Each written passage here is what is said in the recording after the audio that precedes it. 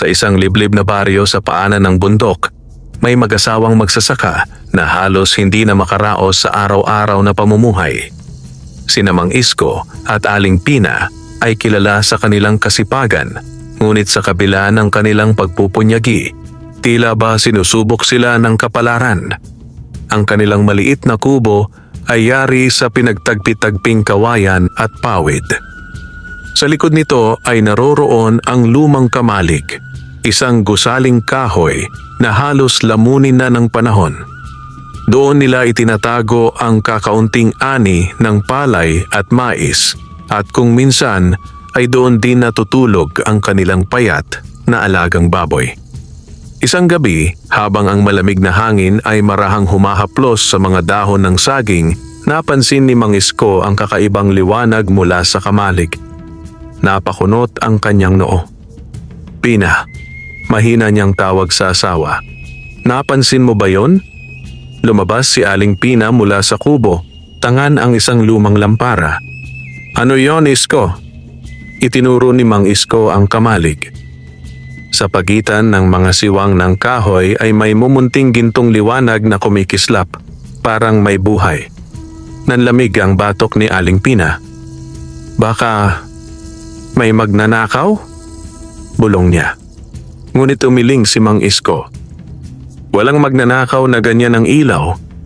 Dahan-dahan silang lumapit sa kamalig. Bawat hakbang ay may kasamang kaba.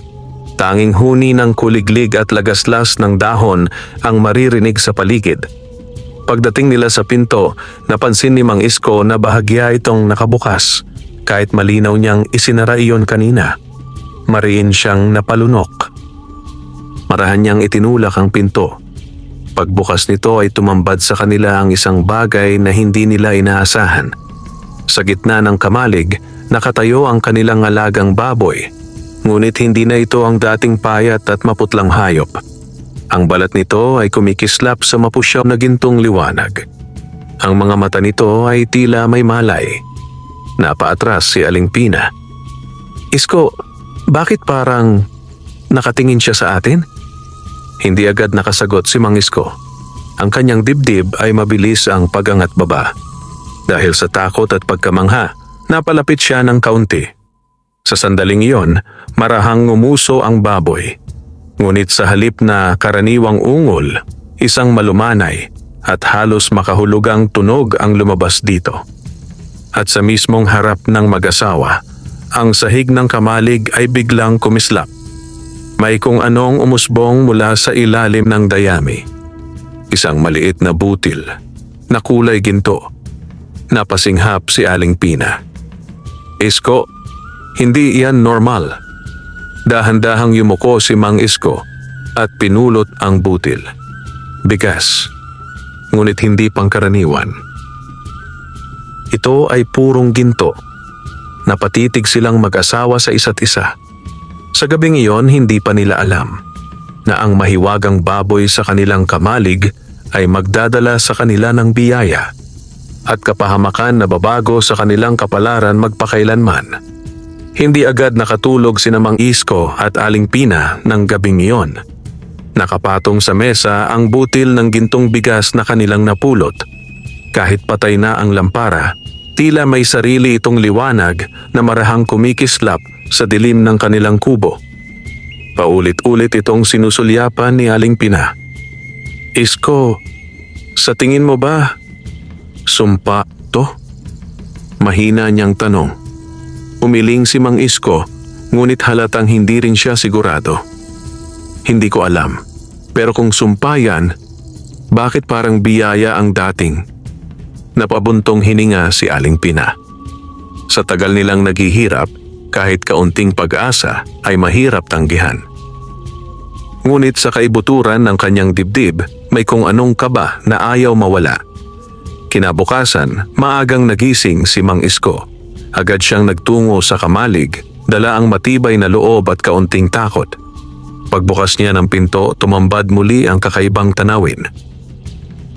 Tahimik na nakahiga ang baboy sa ibabaw ng dayami, parang ordinaryong hayop lamang. Ngunit nang mapansin nito si Mang Isko, dahan-dahan itong tumayo. At muli, kumislap ang sahig. Napakurap si Mang Isko. Sa mismong lugar kung saan nakatayo ang baboy, may panibagong butil ng gintong bigas. 1, 2, 3. Parang kusa itong sumusulpot mula sa lupa. Napahawak si Mang Isko sa kanyang dibdib. "Diyos ko!" bulong niya. Dali-dali niyang pinulot ang mga butil at tumakbo pabalik sa kubo. Nang makita iyon ni Aling Pina, napaupo siya sa gulat. "Dumami?" Tumango si Mang Isko, hindi maitago ang halo-halong emosyon sa mukha. Tahimik silang nagkatitigan. Sa unang pagkakataon matapos ang maraming taon, may sumibol na pag-asa sa kanilang mga puso. Ngunit kasabay nito, may isang matang nagmamasid sa kanila mula sa malayo. Sa dulo ng kanilang taniman, nakatayo ang kanilang kapitbahay na si Cardo, isang lalaking kilala sa baryo na may matalim na mata at mapaghanap na pag-iisip. Napansin niya ang madalas na pagpasok at paglabas ni Mang Isko sa kamalig. At ngayong umaga, malinaw niyang nakita ang kislap ng ginto sa kamay nito. Dahan-dahang ngumisi si Cardo. "May tinatago kayo," mahina niyang bulong sa sarili. Samantala, walang kamalay-malay sina Mang Isko at Aling Pina na ang himalang dumating sa kanilang buhay ay nagsimula ng umakit ng pansin at ng panganib. Sa loob ng kamalig, ang mahiwagang baboy ay tahimik lamang na nakamasid sa direksyon ng kubo.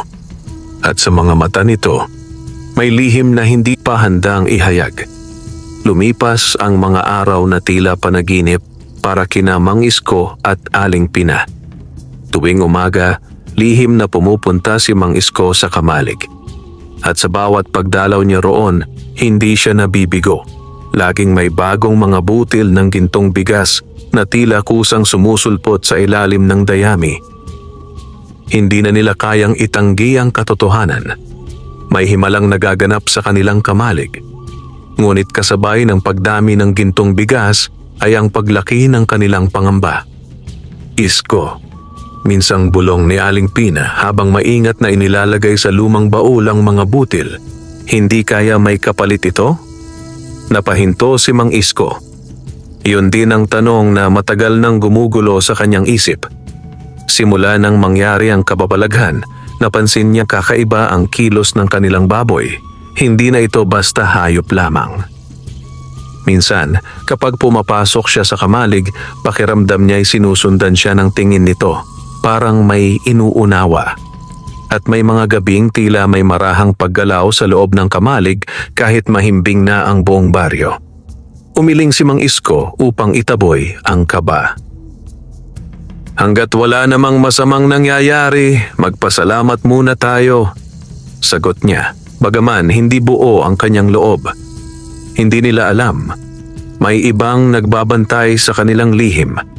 Sa kabilang dako ng baryo, nakaupo si Cardo sa ilalim ng punong mangga, tahimik na nagmamasid sa kubo ng mag-asawa. 3 araw na niyang pinagmamasdan ang kakaibang kilos ni Mang Isko. At ngayong gabi, napagpasyahan niyang alamin ang totoo. Nang tuluyang lumubog ang buwan sa likod ng ulap, marahan siyang lumapit sa bakuran ng mag-asawa. Tahimik ang paligid. Tanging huni ng mga insekto ang maririnig. Dahan-dahan siyang gumapang patungo sa kamalig. Ngunit bago pa man niya mahawakan ang pinto, sa loob, biglang nagliwanag ang kamalig. Napatras si Cardo. Mula sa siwang ng kahoy ay sumilip ang ginintuang kislap. Kasabay nito, isang kakaibang tunog ang umalingaw-ngaw sa loob. Hindi ito karaniwang ungol ng baboy. Ito ay malalim, mabigat, halos parang babala. Nanlaki ang mata ni Cardo, ngunit sa halip na matakot, lalo siyang naudyukan. "Mas lalo akong nagiging interesado," bulong niya sabay ngisi. Sa loob ng kamalig, ang mahiwagang baboy ay nakatayo na ngayon, nakaharap mismo sa pinto. Ang mga mata nito ay kumikislap sa dilim. Parang alam nitong may nagtatangkang sumilip sa kanilang lihim. At sa gabing iyon, nagsimula ng gumalaw ang kapalaran. Hindi lamang para sa mag-asawang mahirap, kundi para sa sino mang magtatangkang angkinin ang hiwaga ng mahiwagang baboy. Kinabukasan, mas mabigat ang pakiramdam ni Mang Isko. Hindi niya maipaliwanag, ngunit mula ng gabing iyon ay tila may nagbago sa paligid ng kanilang kamalig. Ang hangin ay parang mas malamig at ang katahimikan ng umaga ay may dalang kakaibang bigat. Habang nag-aalmusal, napansin ni Aling Pina ang kanyang pag-aalala. "Isko, maghapon kang tahimik. May problema ba?" Nagatubili si Mang Isko bago sumagot. "Pakiramdam ko, may nakapaligid sa atin kagabi." Napatigil si Aling Pina sa pagsandok ng lugaw. "Anong ibig mong sabihin?" "Parang may nagmamasid." Nanlamig ang mukha ni Aling Pina. Mula pa noong unang gabi ng himala ay may kutob na siyang hindi ito basta biyaya lamang. Hindi na sila nag-usap pa. Pagkatapos kumain, sabay silang nagtungo sa kamalig. Dahan-dahang binuksan ni Mang Isko ang pinto. Tahimik. Karaniwan. Nakahiga ang baboy sa dayami, parang walang anumang kakaiba. Ngunit nang lumapit si Mang Isko, bigla itong tumayo. At sa mismong sandaling iyon, kumislap muli ang sahig. Ngunit ngayon, hindi na lamang ilang butil ang lumitaw. Isang maliit na bunton ng gintong bigas ang nasa harap nila. Napasinghap si Aling Pina. "Isko, dumadami." Ngunit sa halip na matuwa, lalong kinabahan si Mang Isko. Masyado nang mabilis ang lahat. Masyado nang lantad ang hiwaga. At parang may nais ipahiwatig ang baboy. Tahimik itong nakatitig sa kanila. Matagal. Matalim. Parang may gustong iparating. Biglang napaling si Mang Isko sa pinto ng kamalig. May bakas ng putik sa may bungad. Hindi iyon kanya. Hindi rin kay Aling Pina. Nanikip ang kanyang dibdib. "May pumasok dito kagabi," mahina niyang sabi. Nanlaki ang mata ni Aling Pina. "Diyos ko!" Sa labas ng kamalig, hindi nila napansin ang isang pares ng matang nakasilip mula sa likod ng punong saging. Si Cardo. Tahimik siyang nakamasid at sa pagkakataong ito, malinaw na sa kanya ang katotohanan. May kayamanang nakatago sa kamalig ng mag-asawa at hindi niya balak na manatiling tagamasid lamang. Dahan-dahan siyang ngumiti. Sa loob ng kamalig, ang mahiwagang baboy ay biglang naglabas ng mababang ungol, mahaba at mabigat, na tila may dalang babala sa hangin. Ngunit huli na. Ang lihim ay nagsimula ng mabunyag, at ang sakim na puso ay nagsisimula ng gumalaw. Hindi mapakali si Mang Isko buong maghapon. Paulit-ulit niyang binalikan sa isip ang bakas ng putik sa pintuan ng kamalig. Hindi iyon maaaring gawa ng hangin o hayop lamang. May taong lumapit sa kanilang lihim at malamang ay babalik pa. Habang abala si Aling Pina sa paghahanda ng kanilang payak na hapunan, tahimik na lumabas si Mang Isko at naglibot sa paligid ng bakuran. Masusi niyang sinuri ang lupa at doon niya nakita mga bakas ng paa, malalaki at malinaw na papunta at pabalik sa direksyon ng bahay ni Cardo. Nanikip ang kanyang panga. Hindi siya agad nagsalita, ngunit sa kanyang dibdib ay unti-unting sumisibol ang kaba at pag-aalala. Nang gabing iyon, mas maaga nilang isinara ang kamalig. Dinoble ni Mang Isko ang kandado at naglagay pa ng patpat sa likod ng pinto. "Hindi ako mapapanatag," mahina niyang sabi. Tumango si Aling Pina. "Ako rin." Ngunit sa kabila ng kanilang pag-iingat, may mga bagay na hindi kayang pigilan ng simpleng kandado. Pagsapit ng hating gabi, habang mahimbing ang tulog ng mag-asawa, isang anino ang muling gumapang sa kanilang bakuran. Si Cardo. Sa pagkakataong ito, masanda siya. May dala siyang maliit na pang-ungkat at isang lumang sako. Tahimik siyang lumapit sa kamalig, maingat ang bawat hakbang. Huminto siya sa harap ng pinto. ngumisi. Ngayon, malalaman ko na ang sikreto ninyo, bulong niya. Dahan-dahan niyang sinubukang galawin ang kandado. Ngunit sa mismong sandaling iyon, mula sa loob ng kamalig ay biglang sumiklab ang ginintuang liwanag. Napaatras si Cardo. Kasunod nito ay ang mababang ungol ng baboy, mas malalim kaysa dati. Hindi ito tunog ng karaniwang hayop. Ito ay parang babala. Sandaling nag-alinlangan si Cardo, ngunit nanaig ang kasakiman. Mariin niyang itinulak ang pinto. At sa unang siwang na nabuksan, nagtagpo ang kanilang mga mata ng mahiwagang baboy. Nanlaki ang mata ni Cardo. Ang baboy ay nakatayo sa gitna ng kamalig, napapalibutan ng marahang umiikot na gintong kislap. Ang mga mata nito ay hindi mata ng hayop. May talas, may babala, may galit. Biglang bumigat ang hangin sa loob ng kamalig. At sa unang pagkakataon, nakaramdam ng kakaibang takot si Cardo. Ngunit huli na para umatras. Dahil sa likod niya, marahang nagsara ang pinto ng kamalig. Mag-isa na siyang nakulong sa loob, kasama ang mahiwagang baboy. Sa loob ng kamalig, tila huminto ang pag-ikot ng mundo para kay Cardo. Hindi siya agad makagalaw. Ang mahiwagang baboy ay nakatayo lamang sa gitna ng silid, ngunit ang presensya nito ay parang bumabalot sa buong paligid. Ang ginintuang liwanag na nagmumula rito ay marahang umiikot, tila may sariling hininga. Pinagpawisan ng malamig si Cardo. Hindi na niya maramdaman ang dating tapang, ngunit hindi pa rin siya tuluyang umatras. Baboy ka lang. Pilit niyang bulong, kahit nanginginig ang boses. Dahan-dahan siyang humakbang papasok. Sa bawat hakbang niya, tila mas bumibigat ang hangin. Hanggang biglang kumalabog ang sahig. Napaatras si Cardo. Sa mismong paanan ng baboy, mabilis na nagsulputan ang mga butil ng gintong bigas. Hindi na paisa-isa, kundi parang umaapaw mula sa lupa. Nanlaki ang mata ni Cardo. Sa isang iglap, napalitan ng kasakiman ang kanyang takot. Kayamanan. Bulong niya sabay lapit. Inilabas niya ang sako at mabilis na sinimulang dakutin ang mga gintong butil. Ngunit nang mahawakan niya ang unang dakok, biglang nanigas ang kanyang kamay. Nanlilisik ang mga mata ng baboy. Isang malalim na ungol ang kumawala mula rito. Kasunod noon ay ang biglang paglamig ng buong kamalig. Napabuga si Cardo ng hangin. Hindi niya maigalaw ang kanyang kamay.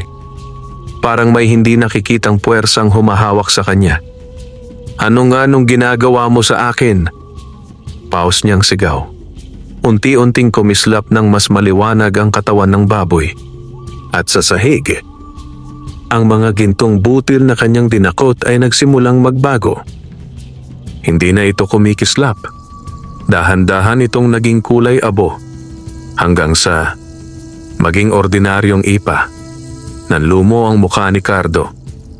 Hindi pwede. Sa sandaling iyon, isang malakas na hangin ang umikot sa loob ng kamalig. Napabagsak si Cardo sa sahig. At ang pinto, na kanina'y mahigpit na nakasara, ay biglang bumukas. Sa labas, nagising si Mang Isko sa kaguluhan. Agad siyang bumangon at tinawag si Aling Pina. Pina, may tao sa kamalig. Dali-dali silang tumakbo palabas. Pagdating nila sa loob, tumambad sa kanila ang isang eksenang hindi nila inaasahan. Nakahandusay sa sahig si Cardo, maputla, pawisan at nanginginig. Ang sako niya ay puno ng ipa. At sa gitna ng kamalig, tahimik lamang na nakatayo ang mahiwagang baboy. Tila walang nangyari. Nagkatitigan sina Mang Isko at Aling Pina. Sa unang pagkakataon, malinaw na sa kanila ang katotohanan. Ang biyayang dumating sa kanilang buhay ay marunong ding magparusa. Hindi agad nakaimik sina Mang Isko at Aling Pina sa kanilang nasaksihan. Nakahandusay pa rin si Cardo sa sahig ng kamalig, hinihingal at tila nawalan ng lakas. Ang dating matapang na anyo nito ay napalitan ng takot at pagkalito. Dahan-dahang lumapit si Mang Isko. "Cardo, anong ginagawa mo rito?" Mabigat ang tinig niya. Napapikit si Cardo, nahihiyang tumingin. Saglit siyang nagatubili bago sumagot. Akala ko, may tinatago kayo." Paus niyang sabi. Hindi na kailangang magpaliwanag pa. Alam na alam ni Mang Isko ang ibig nitong sabihin. Tahimik na napabuntong hininga si Aling Pina. Sa kabila ng ginawa ni Cardo, may bahid pa rin ng awa sa kanyang dibdib. Ngunit ang higit na bumabagabag sa kanila ay ang mahiwagang baboy na tahimik lamang na nakamasid. Hindi ito gumagalaw. Hindi rin ito nag-iingay.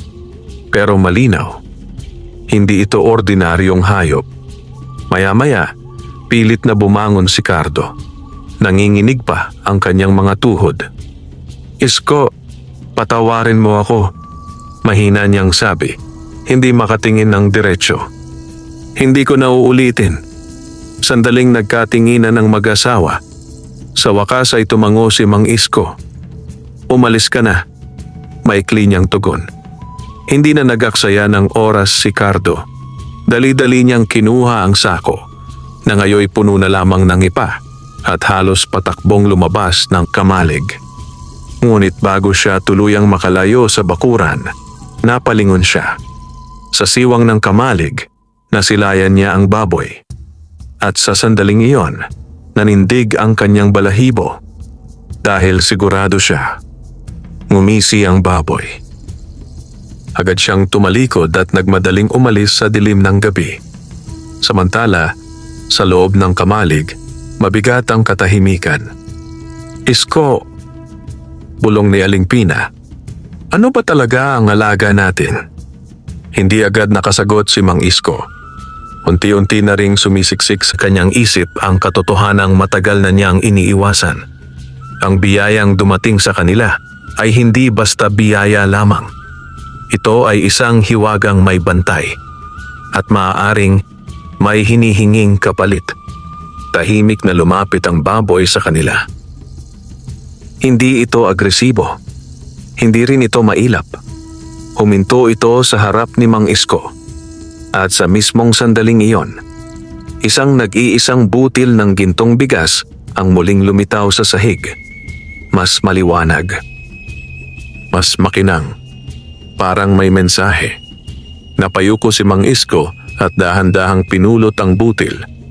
At sa kanyang dibdib, may kutob na lalong lumalakas.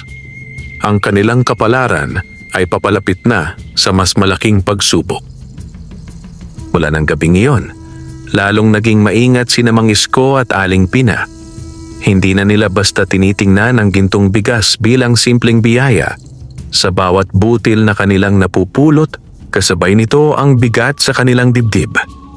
May hiwagang gumagalaw sa kanilang paligid at hindi nila alam kung hanggang kailan ito mananatiling mabuti.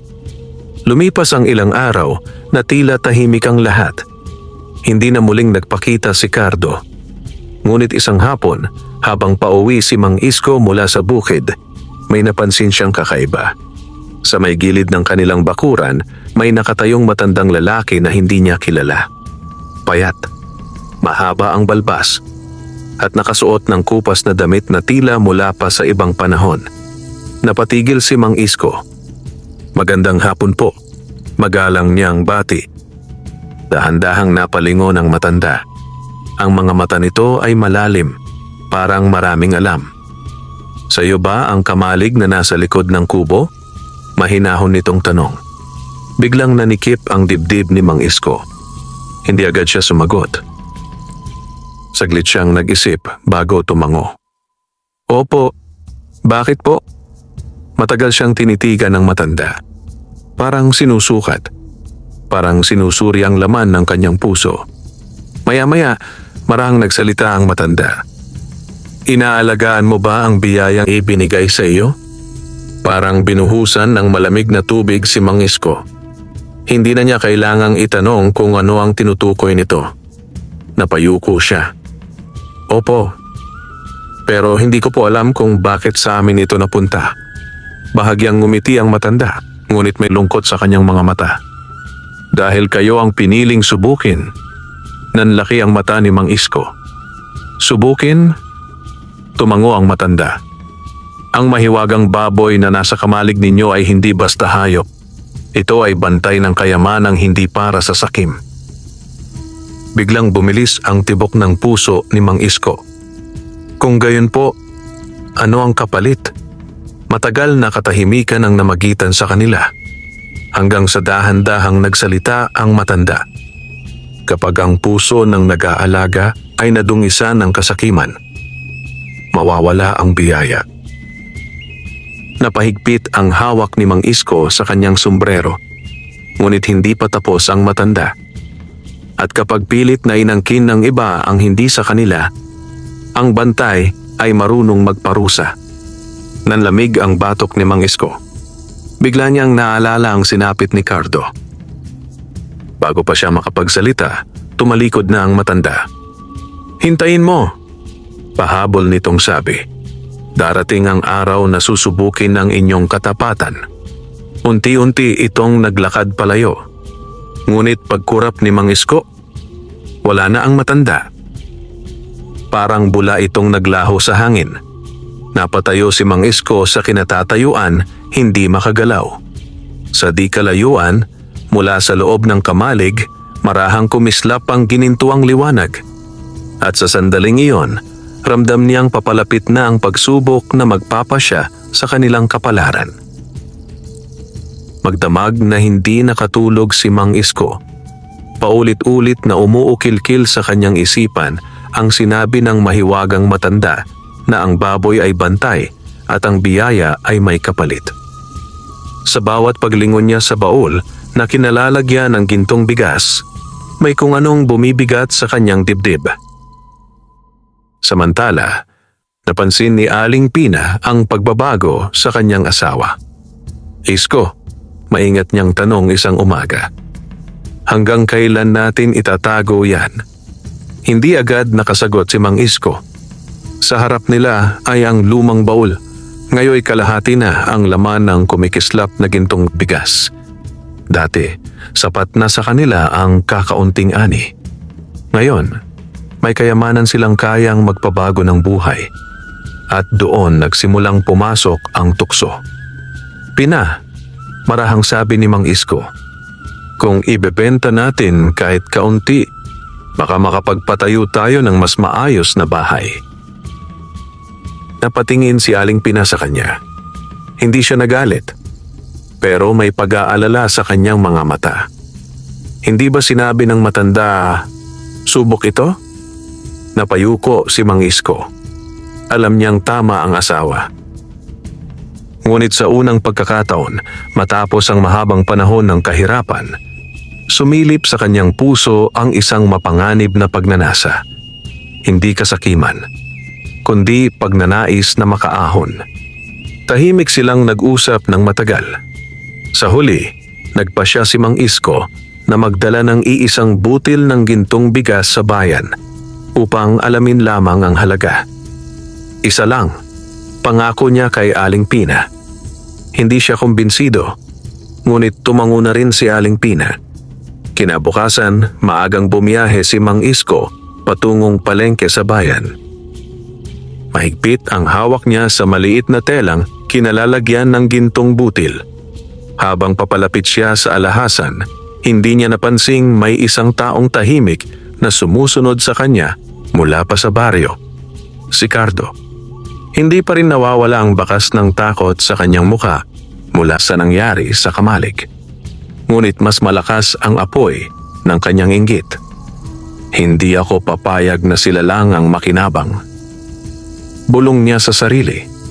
Sa loob ng alhasan, maingat na inilapag ni Mang Isko ang gintong butil sa mesa. Sinuri iyon ng alahero. Nanlaki ang mata ng matanda. Hindi ito ordinaryong ginto, bulalas nito. Napakadalisay. Saan mo nakuha ito? Kinabahan si Mang Isko. Pamana lang po. Mabilis niyang sagot. Tahimik na nag-isip ang alahero bago nagbanggit ng halaga. Sa unang pagkakataon sa buhay ni Mang Isko, parang tumigil ang mundo. Napakalaki ng halaga, sapat upang baguhin ang kanilang buhay. Ngunit sa mismong sandaling iyon, biglang sumagi sa isip niya ang babala ng matanda. At kasabay nito, sa malayong direksyon ng kanilang baryo, ang mahiwagang baboy sa kamalig ay biglang naglabas ng mababang, mabigat na ungol. Parang naramdaman nito ang nangyayari. At sa likod ng tindahan, tahimik na nakamasid si Cardo. Ngumiti siya dahil alam niyang nagsisimula ng matukso ang puso ni Mang Isko. At kapag tuluyang nanaig ang pagnanasa, doon siya kikilos. Matagal na nakatitig si Mang Isko sa gintong butil na nasa mesa ng alhasan. Ang halagang binanggit ng alahero ay patuloy na umuukil-kil sa kanyang isip. Sa isang iglap, naisip niya ang lahat, ang tumutulong bubong ng kanilang kubo, ang lupang matagal na nilang gustong mabili, ang katahimikang matagal nilang inaasam. Kayang-kaya itong baguhin ng iisang butil. Ngunit kasabay ng tukso ay ang malamig na alaala ng babala ng matandang misteryoso. Dahan-dahan siyang napalunok. "Kung gusto mo, bibilhin ko agad," sabi ng alahero. Nakatitig pa rin sa kumikislap na butil. Hindi agad sumagot si Mang Isko. Sa kanyang dibdib, tila may dalawang puwersang naglalaban, ang pagnanais na makaahon sa hirap at ang takot na baka may mawala sa kanila. Sa labas ng tindahan, tahimik na nagmamasid si Cardo. Hindi siya pumapasok. Naghihintay lamang. Alam niyang ang pinakamalaking laban ay nasa loob ng puso ni Mang Isko.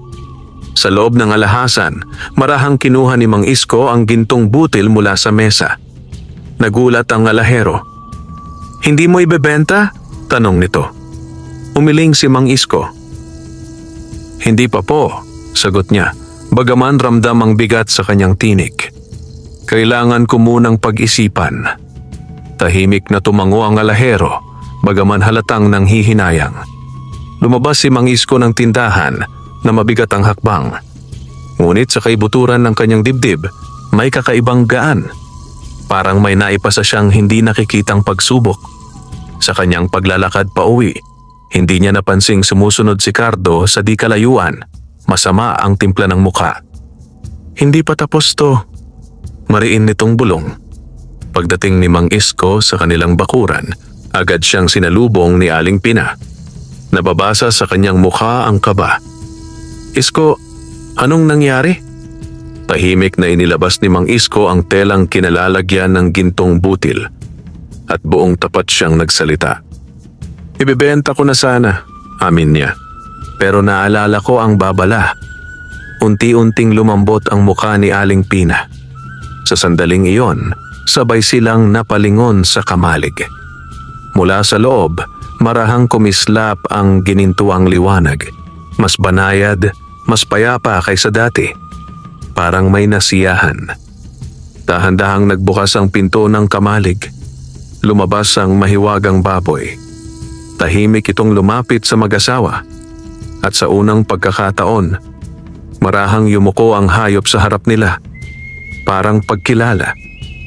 Parang pagtanggap. Sa kanilang paanan, dahan-dahang lumitaw ang mga butil ng gintong bigas. Mas marami kaysa dati, ngunit hindi nakasisilaw. Sapat lamang. Napaluha si Aling Pina. At si Mang Isko ay napayuko rin, puno ng pag-unawa. Hindi lahat ng biyaya ay dapat kamkamin. May mga kayamanang ibinibigay lamang sa pusong marunong makontento. Ngunit sa dulo ng kanilang bakuran, sa likod ng mga puno ng saging, tahimik na nakamasid si Cardo. At sa kanyang mga mata, hindi pa tapos ang panganib na darating. Hindi nagtagal ang katahimikan sa buhay ni Mang Isko at Aling Pina. Matapos ang gabing yumuko ang mahiwagang baboy sa kanilang harapan, tila mas naging payapa ang paligid ng kanilang kamalig. Hindi na kasing silaw ang ginintuang liwanag, ngunit sapat upang ipaalala naroon pa rin ang hiwaga. Mas naging maingat ang mag-asawa. Hindi na nila hinahayaang mapuno ang baul. Kapag sumusobra ang mga butil ng gintong bigas, itinatago nila ang iba at ang ilan ay inilalaan nila sa tahimik na pagtulong sa mga kapwa nilang naghihirap, palihim, walang inaasahang kapalit. Ngunit may isang pusong hindi mapakali. Sa kabilang dako ng baryo, hindi pa rin makalimot si Cardo. Mula nang mapahiya siya sa kamalig, araw-araw siyang nilalamon ng inggit. Sa tuwing nakikita niyang unti-unting gumaganda ang kalagayan ng mag-asawa, ang bagong bubong, ang maayos na bakod, lalo lamang sumisidhi ang kanyang galit. Isang gabi, habang nakaupo siya sa labas ng kanyang bahay, may lumapit sa kanyang isang hindi pamilyar na lalaki. Matangkad, balot sa maitim na damit, at ang mga mata ay tila may itinatagong lihim. Hindi agad nagsalita ang lalaki. Umupo ito sa tapat ni Cardo na parang matagal na silang magkakilala. Hindi mo pa rin nakukuha ang gusto mo, malamig nitong sabi. Napakunot ang noo ni Cardo. Sino ka ba? Matalim niyang tanong. Bahagyang ngumiti ang estranghero. Isang taong marunong tumulong sa mga hindi nabibigyan ng pagkakataon. Natahimik si Cardo. May kung anong kakaiba sa presensya ng lalaki. Nakakailang, ngunit nakakaakit. Anong ibig mong sabihin? Tanong niya. Mas mahinahon na. Sumandal ang estranghero. Alam ko ang tungkol sa baboy sa kamalig ni Mang Isko. Biglang nanikip ang dibdib ni Cardo. Hindi siya nakapagsalita. Dahan-dahang inilabas ng lalaki ang isang maliit na supot na kulay itim at inilapag sa pagitan nila. Hindi mo kayang kunin ang biyaya dahil may bantay, sabi nito. Pero may mga paraan para pahinain ang bantay. Nanuyo ang lalamunan ni Cardo.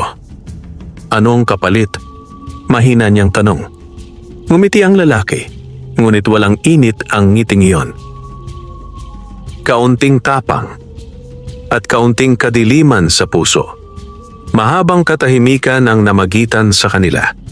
Sa malayo, tila mas lumamig ang hangin ng gabi. Sa kabilang panig ng baryo, sa loob ng kamalig ni Mang Isko, biglang napaangat ang ulo ng mahiwagang baboy. Ang mga mata nito ay kumislap ng matalim. Parang may naramdaman.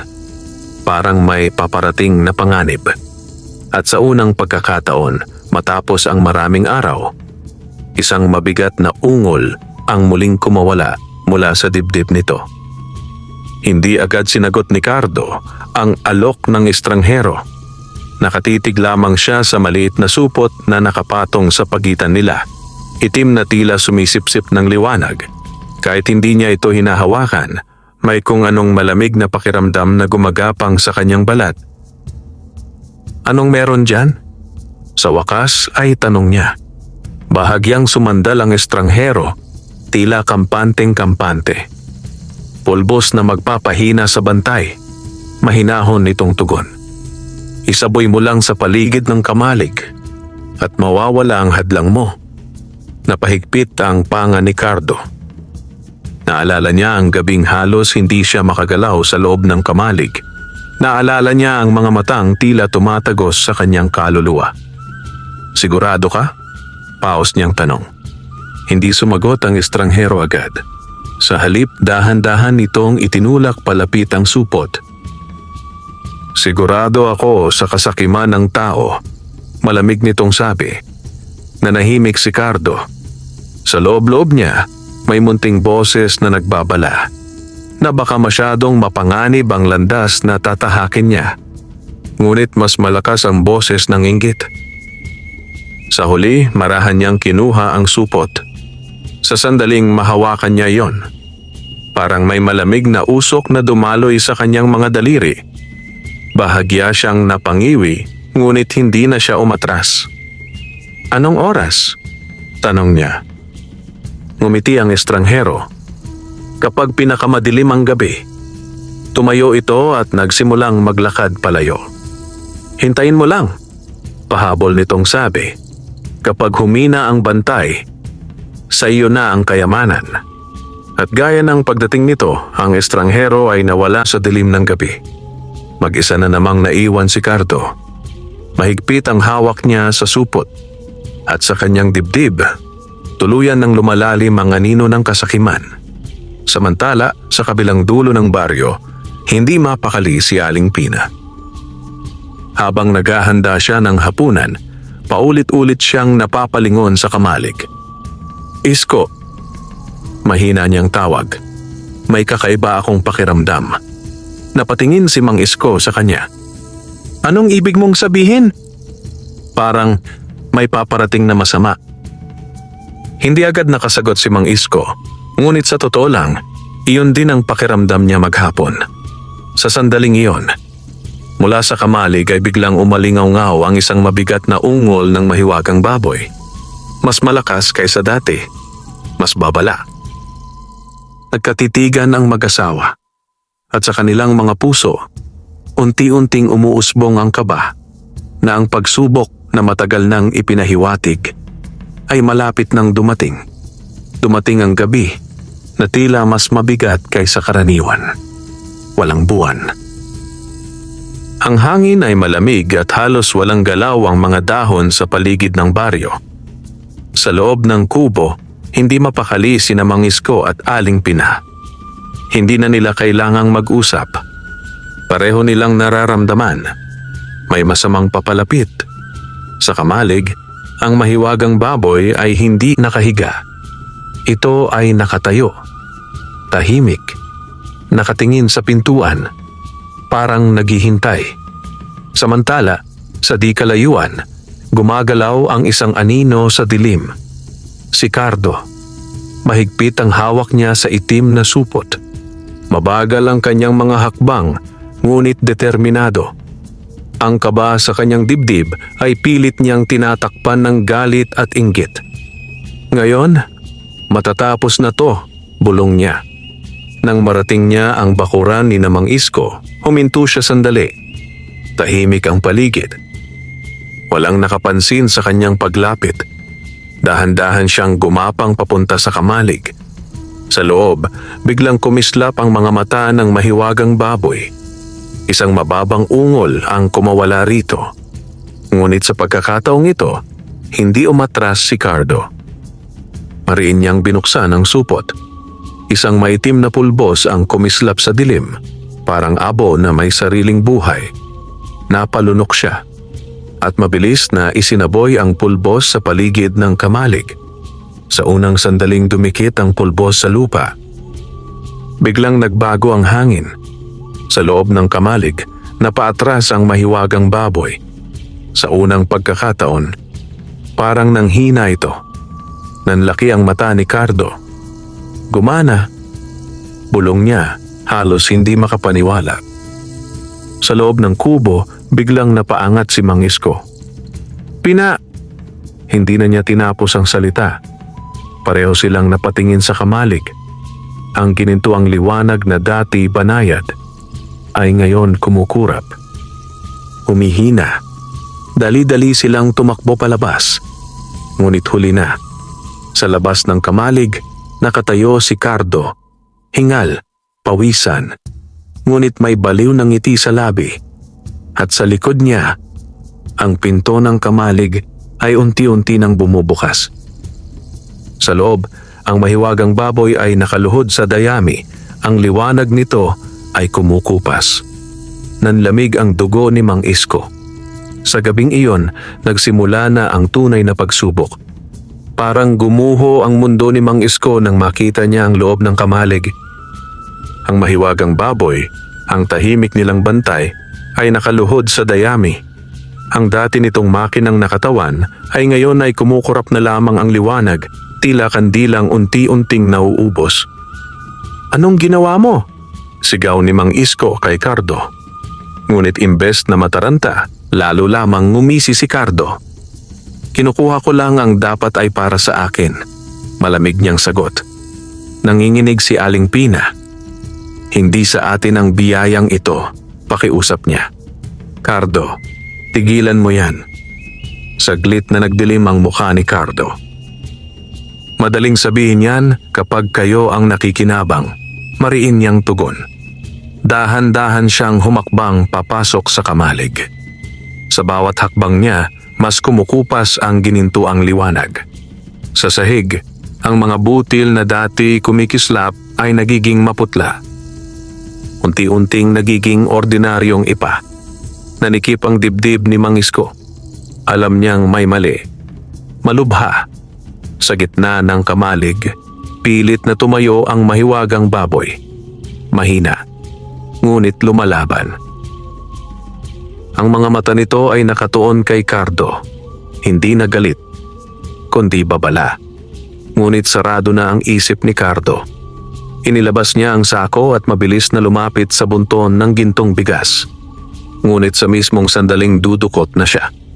Isang malakas na hangin ang umikot sa loob ng kamalig. Biglang nagdilim ang paligid. At mula sa bungad ng pinto, isang pamilyar na tinig ang umalingaw-ngaw. Sapat na. Sabay-sabay na palingon ang lahat. Nakatayo sa may pintuan ang matandang lalaking unang nagbabala kay Mang Isko. Tahimik.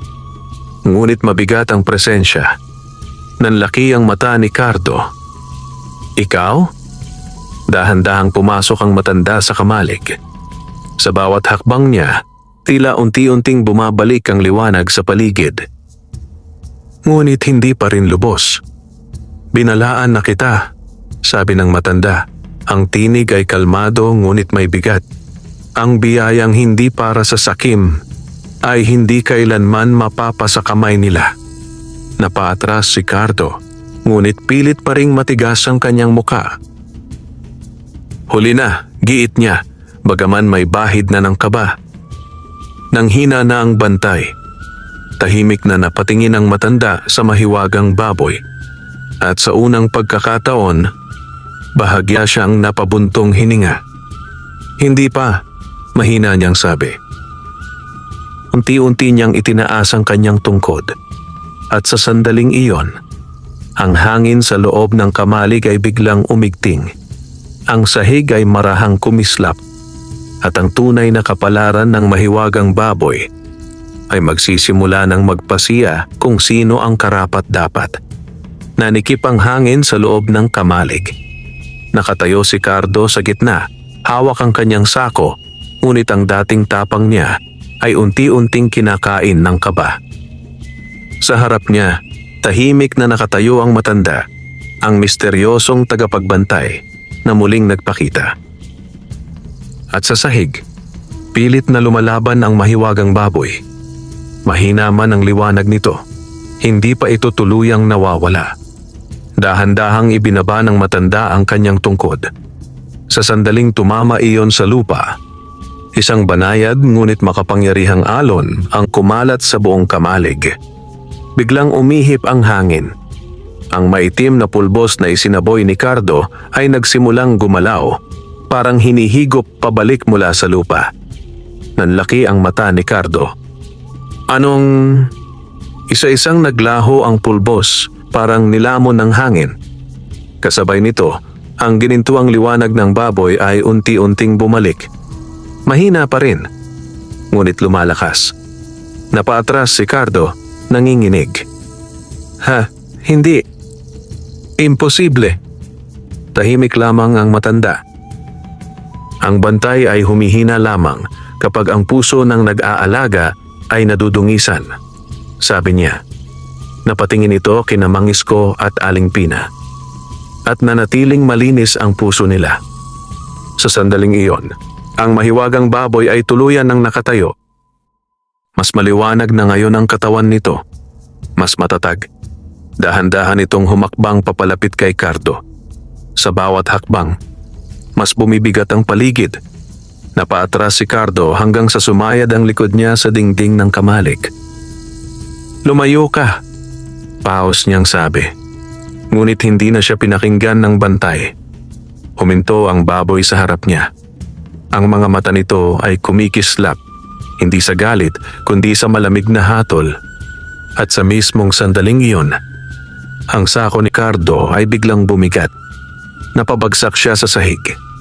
Nang silipin niya ang laman, ang lahat ng kanyang tinangkang nakawin ay naging makapal na ipa at putik. Ngunit hindi iyon ang pinakamasama. Unti-unting nanghina ang kanyang katawan. Hindi sakit, hindi sugat, kundi isang matinding pagkapagod na tila sumisipsip sa kanyang lakas. "Ano ang ginagawa ninyo sa akin?" Hirap niyang sabi. Tahimik na sumagot ang matanda. "Hindi ito parusa ng galit," wika niya. "Ito ay paalala sa pusong nilamon ng kasakiman." Mabigat ang katahimikan. Sa wakas, bumagsak ang mga balikat ni Cardo. Tuluyan siyang napaiyak. Sa unang pagkakataon, nabasag ang kanyang kayabangan. Patawad. Bulong niya, halos pabulong na. Matagal na walang nagsalita. Hanggang sa marahang umungol ang mahiwagang baboy. Ngayon ay banayad na. Unti-unting gumaan ang hangin. Napahinto ang matanda. At dahan-dahan siyang tumango. Parang may desisyong nabuo. Sa gabing iyon, ang kapalaran ni Cardo at ang tunay na layunin ng mahiwagang baboy ay magsisimula ng mahayag. Unti-unting humupa ang bigat ng hangin sa loob ng kamalig. Nakaluhod si Cardo sa sahig, hingal at luhaan. Ang dating matalim na tingin niya ay napalitan ng pagod at pagsisisi. Sa tabi niya, ang sako ay nakabulagta, puno ng putik at ipa na tila paalala ng kanyang kabiguan. Tahimik na nakatayo ang mahiwagang baboy sa kanyang harapan. Hindi na ito nagbabanta. Hindi na rin galit. Ang liwanag nito ay banayad na lamang, parang bantay na nagmamasid. Dahan-dahang nagsalita ang matanda. Ang biyaya ay hindi ibinibigay upang pag-awayan. Mahinahon niyang wika. Ito ay ipinagkakatiwala sa mga pusong marunong mag-ingat. Napayuko si Cardo. "Patawad!" Muli niyang bulong, mas malinaw na ngayon ang pagsisisi sa kanyang tinig. "Nadala lang ako. Sa inggit." Nagkatinginan si Mang Isko at Aling Pina. Sa kabila ng lahat, may awa pa ring umusbong sa kanilang mga puso. Tahimik na lumapit si Mang Isko. "Cardo," sabi niya, "hindi nagalit ang boses. Hindi mo kailangang magnakaw para makaahon." Dahan-dahang napaangat ang ulo ni Cardo. Hindi siya makapaniwala sa narinig. Nagpatuloy si Mang Isko. "Kung talagang gusto mong magbago, tutulungan ka namin." Napaluha si Aling Pina sa tabi. Sa sandaling iyon, ang mahiwagang baboy ay marahang umungol. Mahina ngunit malinaw. Parang pagsang-ayon. Napansin iyon ng matanda. At sa unang pagkakataon, bahagya siyang ngumiti. "Ngayon ninyo nauunawaan," sabi niya. Napatingin sa kanya si Mang Isko. "Ano po ba talaga ang baboy?" tanong niya. Matagal na katahimikan ang sumunod. Pagkatapos ay dahan-dahang nagsalita ang matanda. "Ito ay bantay ng biyayang sinusukat ang puso ng tao," paliwanag niya. "Hindi ito ibinigay para yumaman lamang, kundi para makita kung sino ang mananatiling mabuti kahit may pagkakataong magbago ang kapalaran." Nanahimik ang lahat. Unti-unting lumalim ang pag-unawa ni Mang Isko. Hindi lang pala ito himala. Ito ay pagsubok. Dahan-dahang lumapit ang mahiwagang baboy sa mag-asawa. At sa kanilang paanan, muling lumitaw ang ilang butil ng gintong bigas. Hindi marami, hindi kakaunti. Sapat lamang. Napangiti si Aling Pina sa gitna ng kanyang luha. Samantala, si Cardo ay tahimik na nakamasid. Ngayon ay wala nang inggit sa kanyang mga mata, kundi pagnanais na magbago. Sa labas ng kamalig, unti-unting luminaw ang langit. At sa unang pagkakataon matapos ang mahabang gabi, ang kapayapaan ay muling bumalik sa kanilang bakuran. Ngunit ayon sa matanda, ang tunay na hamon ay hindi nagtatapos sa isang gabi. Ito ay nagsisimula pa lamang. Makalipas ang mga araw matapos ang gabing iyon, tila muling bumalik sa payak na daloy ang buhay sa baryo. Ngunit hindi na katulad ng dati. May nagbago, hindi lamang sa kamalig ni Mang Isko, kundi sa puso ng mga taong nasangkot sa hiwaga.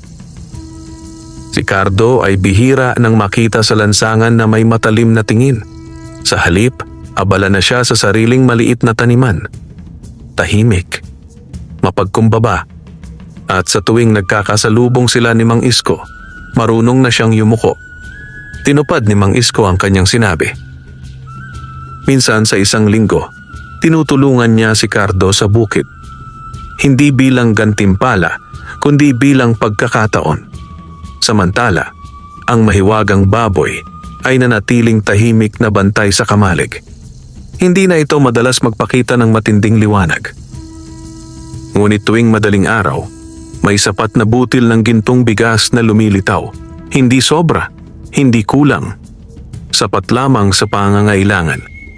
Isang umaga, habang nagwawalis si Aling Pina sa bakuran, napansin niyang muli ang matandang misteryoso.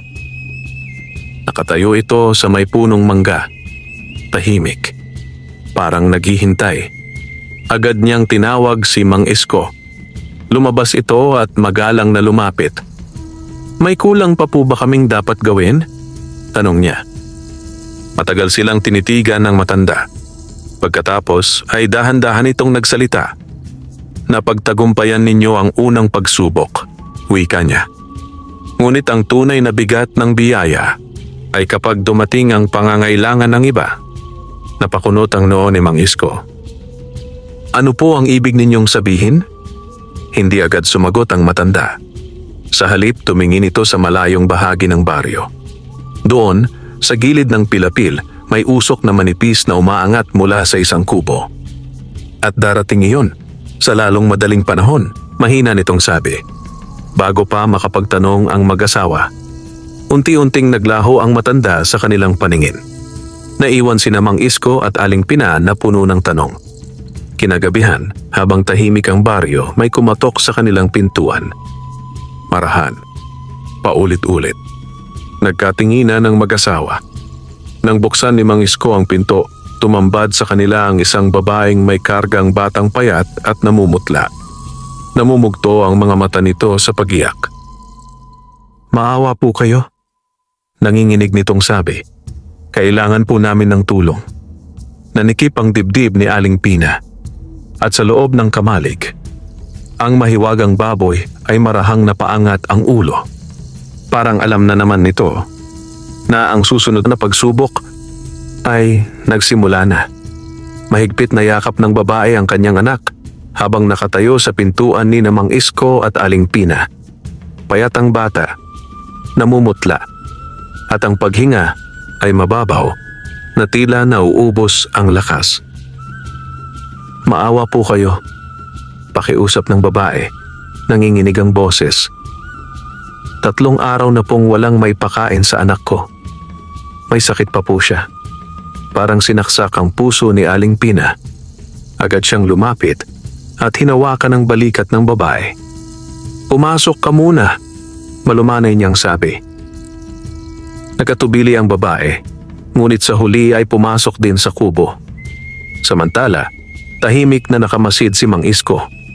Unti-unti niyang naalala ang sinabi ng matanda.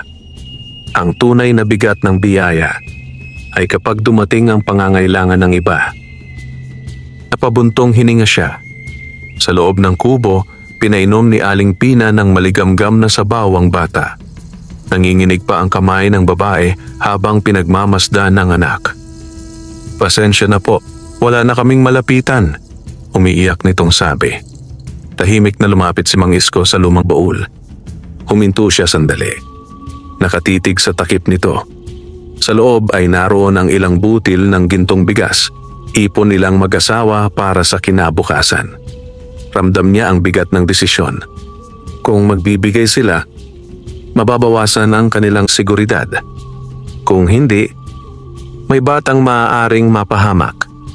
Dahan-dahan niyang ipinikit ang mga mata. At saka binuksan ang baul. Kumuha siya ng ilang butil ng gintong bigas. Hindi lahat, ngunit hindi rin kakaunti. Lumapit siya sa babae at marahang inilagay ang mga ito sa palad nito. Nanlaki ang mata ng babae. Hindi ko po ito kayang bayaran. Umiling si Mang Isko. Hindi ito utang, sabi niya. Tulong lang. Napahagulhol ang babae. Paulit-ulit siyang nagpasalamat habang yakap ang anak. Sa sandaling iyon, mula sa kamalig ay marahang kumislap ang ginintuang liwanag. Napalingon si Aling Pina. Mas maliwanag ito kaysa mga nakaraang araw.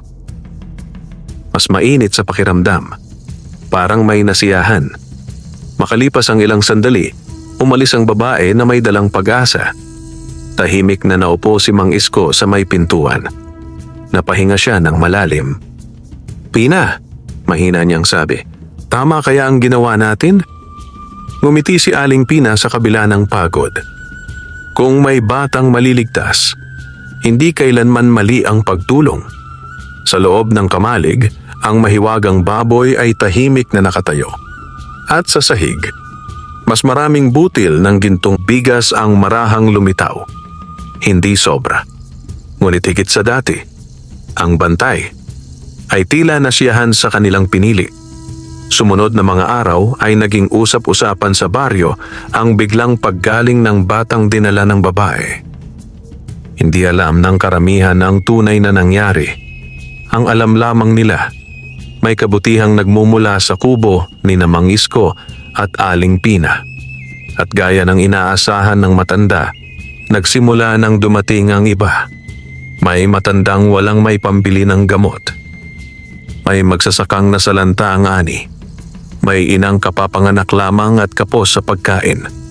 Isa-isa silang kumatok.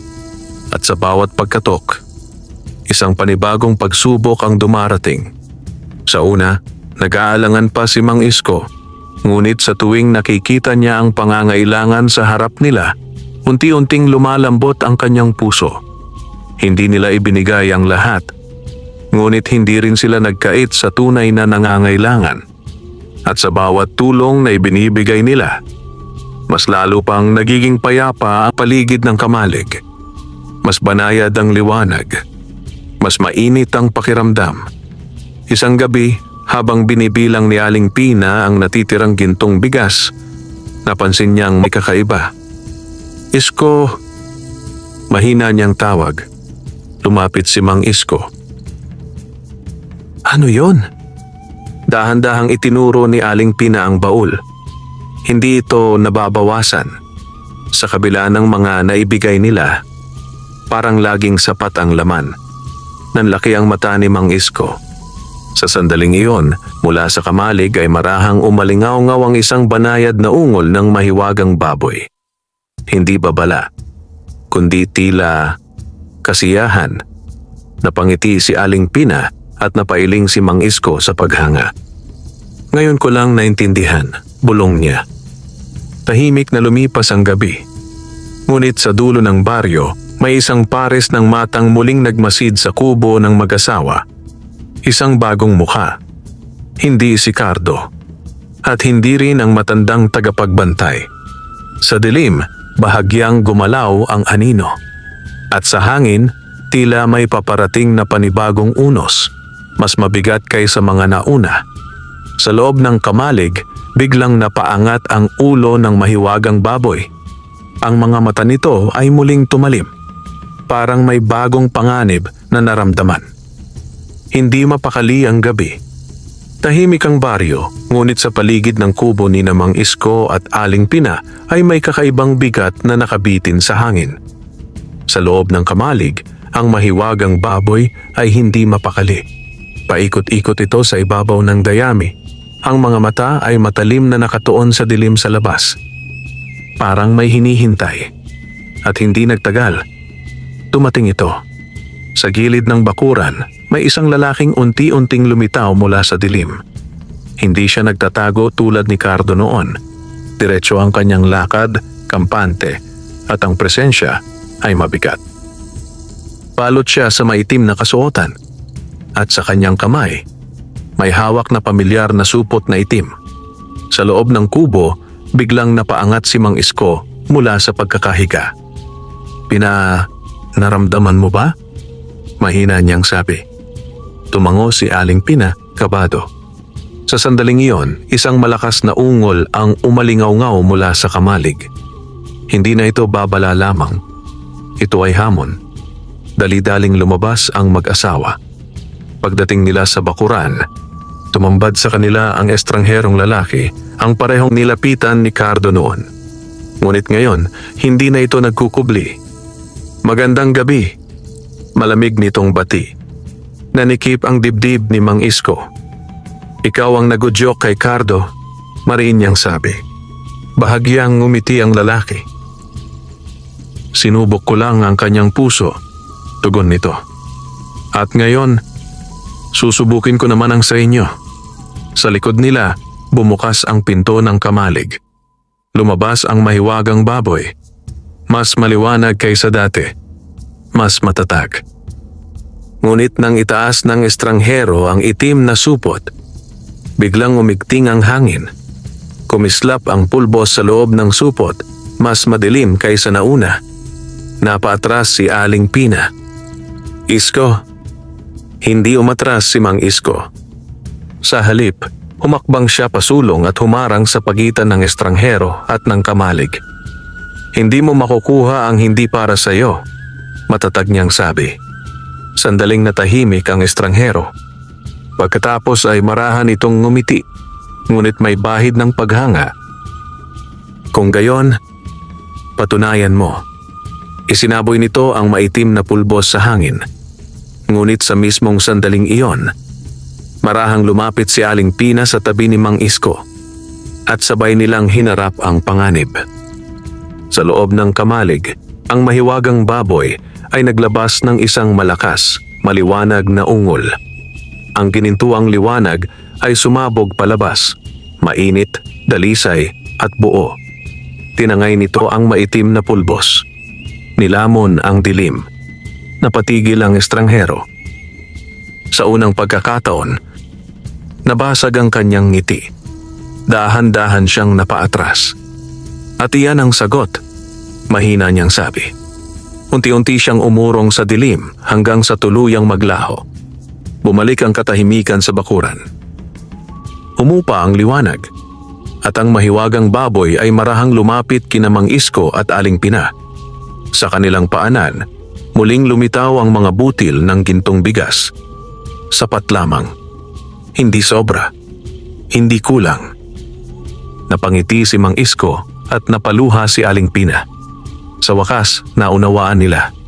Ang tunay na kayamanan ay hindi nasusukat sa dami ng ginto, kundi sa tibay ng pusong marunong magbigay. At sa ilalim ng tahimik na langit ng baryo, ang mahiwagang baboy ay nanatiling bantay.